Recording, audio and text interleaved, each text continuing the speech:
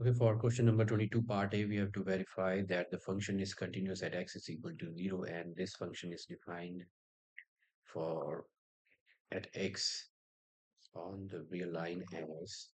So value of the function at x is equal to 0 is 0, and when it's not x, that is when it's less than x or greater than x, the function is defined as x into sine of 1 by x. We have to check its continuity at x is equal to 0. So at x is equal to 0, and the value of the function is 0, because 0 into something is 0. Now let's find out its left-hand derivative, left-hand limit. So left-hand limit is given by limit x tends to 0 negative f of x, and f of x is,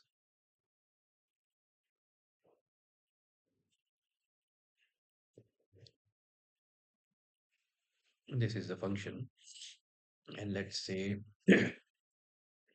x is equal to a small value less than x, and now when x tends to 0, h tends to 0, so this limit now becomes limit h tends to 0.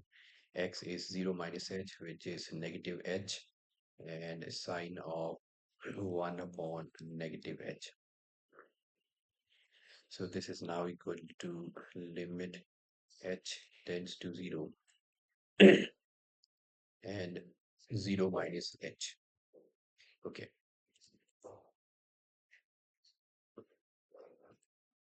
Now we know that this sine of a negative x can be written as a negative sine of x.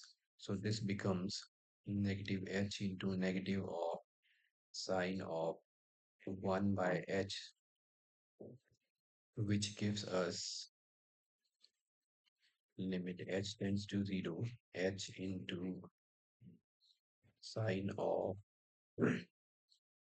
1 by h.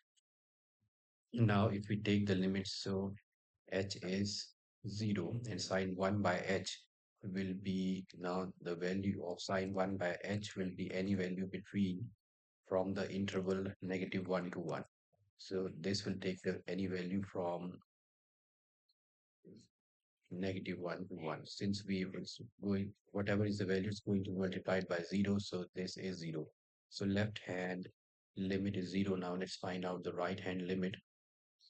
So right hand limit will be written as limit x tends to 0 plus, put in the value of the function. When x is not 0, the value of the function limit x tends to 0 plus, this is x into sine of 1 by x.